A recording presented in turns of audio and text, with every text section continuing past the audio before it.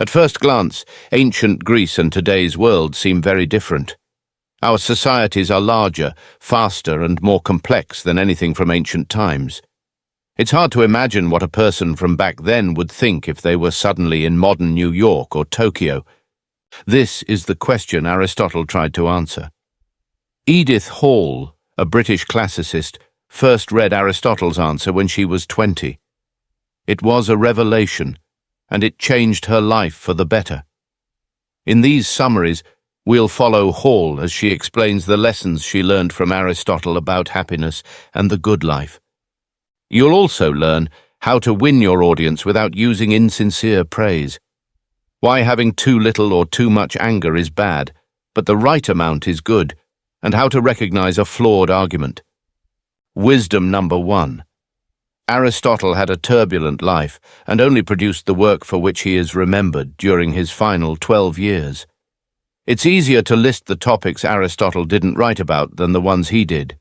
He explored questions like, what is being? Why do animals act as they do? What's the best political system? And how do you live well? These are just a few of the questions Aristotle tried to answer.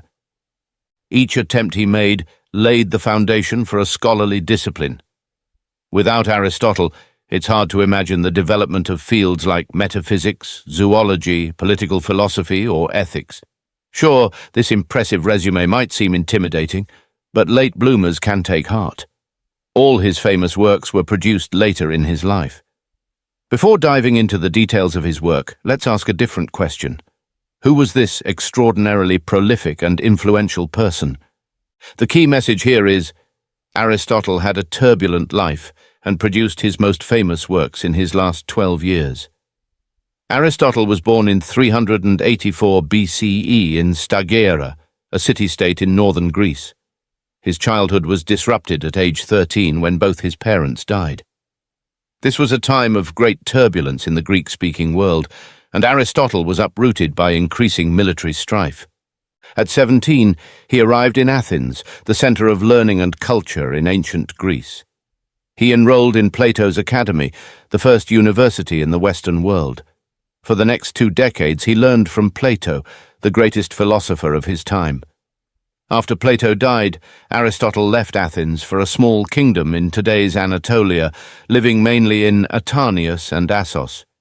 He married Pythias, the daughter of the kingdom's ruler, Hermias, and spent much of this happy period studying wildlife on the island of Lesbos. In 343 BCE, everything changed. Philip II, the king of Macedonia, summoned Aristotle to teach his youngest son, Alexander, who would become Alexander the Great. Aristotle found court life, with all its intrigue and treachery, distasteful. After Philip was assassinated and Alexander became king, Aristotle returned to Athens. He spent the final 12 years of his life there, an extraordinarily productive period. Every work for which he is remembered, along with 130 lost texts, was written during this golden time. The philosopher Robert J. Anderson wrote, "There is no ancient thinker who can speak more directly to the concerns and anxieties of contemporary life than Aristotle." Anderson was right, as we'll find out in the following summaries. Wisdom number 2. Thinking about how to live well makes us happy. What is a human? When Aristotle asks this, he makes several distinctions. To explore this, he asks another question. What are the unique features of human beings? The fact that humans get nourishment and grow isn't unique. Plants and animals do that too. Possessing senses and using them to understand the world isn't unique either, as other animals have and use senses similarly. Finally, Aristotle identifies a feature he believes is truly distinctive: reason. Humans, he argues, do things and can think before, during, and after these activities. This ability to reason is what makes us human. But this isn't just a theoretical idea, it has significant practical implications. The key message here is, thinking about how to live well makes us happy. When Aristotle talks about happiness, he uses the ancient Greek term eudaimonia. This word can mean many things. One common translation is prosperity, but Aristotle rejects the idea that happiness is about material wealth. He cites the earlier Greek philosopher Democritus, who said that the happiness of the soul cannot be bought with gold or livestock. Eudaimonia isn't an emotional state either. Aristotle claims that if happiness were simply something one possessed, a man who spent his life slumbering and living the life of a vegetable could be considered happy. This isn't a definition he accepts. This leads him to the idea that happiness is an activity, something you do. But how do you do happiness? Aristotle argues that humans get most pleasure from learning and thinking about the world. We are happiest when we are contemplating our experience of being alive. Aristotle's definition of happiness starts to overlap with his definition of what it is to be human.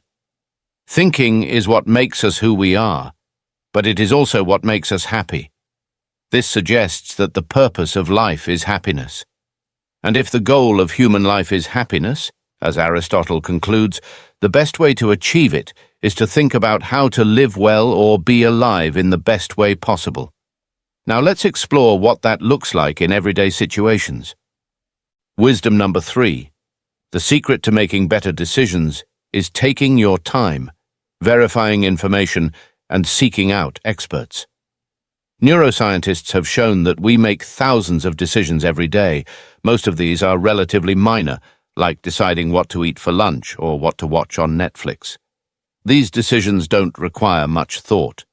Other choices are more significant. Questions like when to settle down with a partner, whether and when to have kids, or whether to get divorced shape the course of our lives and determine our happiness. These decisions need careful consideration. So, how should you approach these decisions?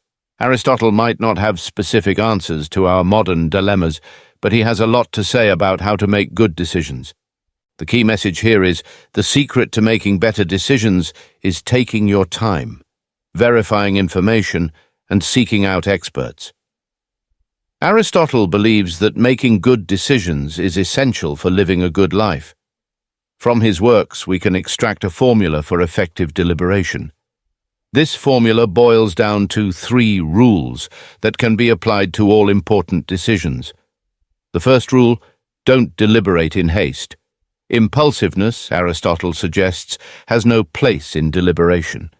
For instance, you might want to leave your partner after a terrible fight, but things will likely look different a week later. This is why the ancient Greeks advised to deliberate at night, similar to the modern advice to sleep on it. The second rule is to verify all information. If you hear rumors that your husband is cheating on you, remember that a rumor is not a fact and may contain malicious misinformation. Before acting, you should try to verify the information.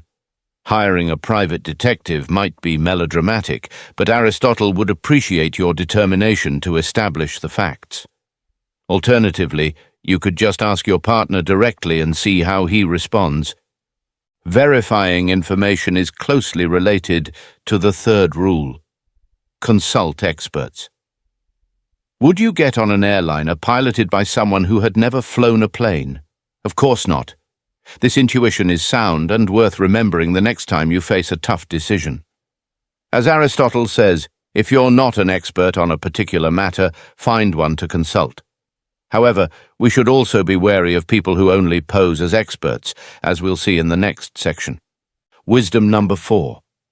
Identifying faulty premises helps you avoid falling for bad arguments. One of Aristotle's most influential works is a study of rhetoric, the art of persuasive speaking. This skill had been greatly admired by the Greeks for centuries, but by the time Aristotle wrote his treatise in the 4th century BCE, it had gained a bad reputation. In the past, his contemporaries argued, rhetoric had been a noble pursuit. Now it was little more than a tool favored by unscrupulous politicians determined to mislead citizens. This was why Aristotle's teacher Plato distinguished between philosophers who pursue the truth and sophists, honey-tongued manipulators interested only in influencing opinion. Aristotle didn't want to abandon rhetoric. He wanted to help people spot the sophist's tricks. The key message here is, identifying faulty premises helps you avoid falling for bad arguments. The simplest but most important forms of argument are built on statements or premises. When you combine two premises, you can deduce a third statement, the conclusion or truth. This kind of argument is called a syllogism, meaning inference in Greek. Here's an example. Premise 1. All philosophers are human. Premise 2. Aristotle is a philosopher. Conclusion. Aristotle is a human. If both premises are true, the conclusion must also be true. But many talented speakers mislead their audiences by introducing faulty premises. When these go unnoticed, people are led towards seemingly ironclad yet false conclusions. Take this real-life example of a faulty premise used by one of the author's friends in an argument with his wife, Susan. Premise 1. Susan is in psychotherapy. Premise 2. People go to psychotherapy because they are psychologically inadequate. Conclusion. Susan is psychologically inadequate. Once you've established an indisputable first premise, like the fact that Susan is in psychotherapy, the listener is much more likely to accept the second premise. This is why the second premise is a good spot to hide a weakness in your argument. Susan, however, saw that her husband's argument rested on a dubious premise. This is how she reframed the syllogism. Premise 1. Susan is in psychotherapy. Premise 2. By signing up for psychotherapy, people prove their psychological intelligence and adequacy. Conclusion. Susan is psychologically intelligent and adequate. Now, Susan's second premise isn't indisputable either, but that's the point she was making.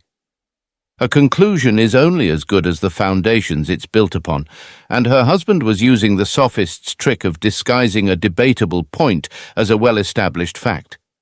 Wisdom number 5. Aristotle's ABC of rhetoric just might help you land your dream job. What are you trying to achieve by using rhetoric? Aristotle argues that rhetoric has 3 purposes. The first is persuading an audience to accept an account of the past. This is the kind of rhetoric you find in courtrooms. The second is celebrating people or institutions in the present, like a wedding speech praising the newly married couple. The third purpose is persuading someone to do something in the future.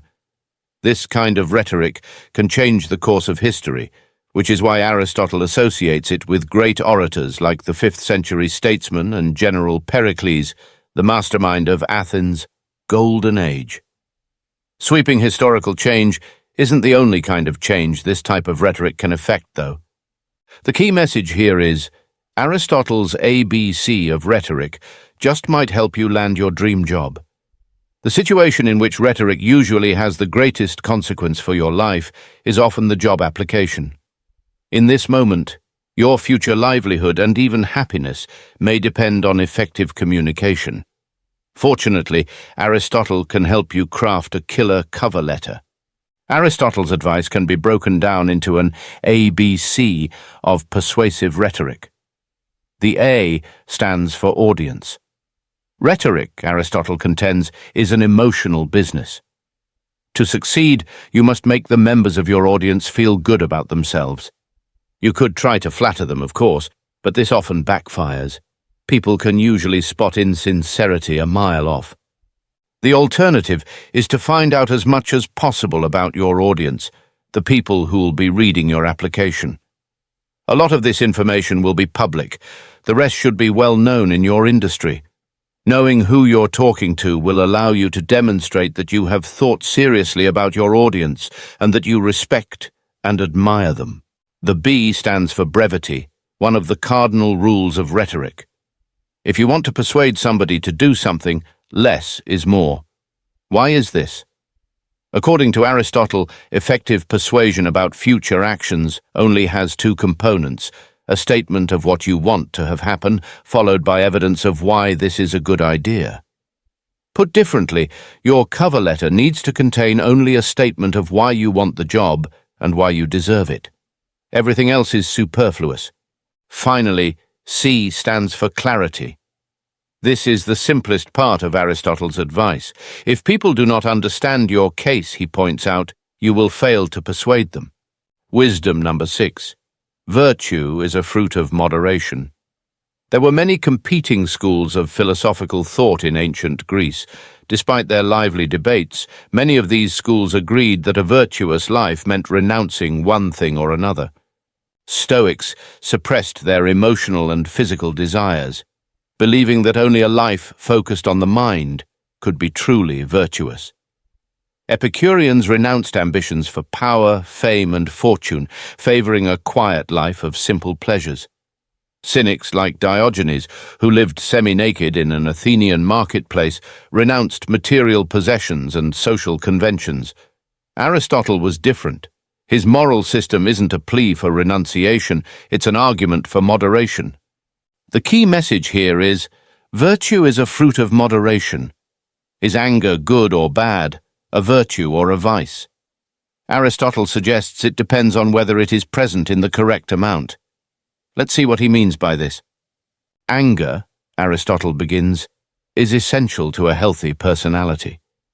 If you never feel anger, you won't react strongly to injustice, making you less likely to do the right thing. Anger, in other words, can be a virtue.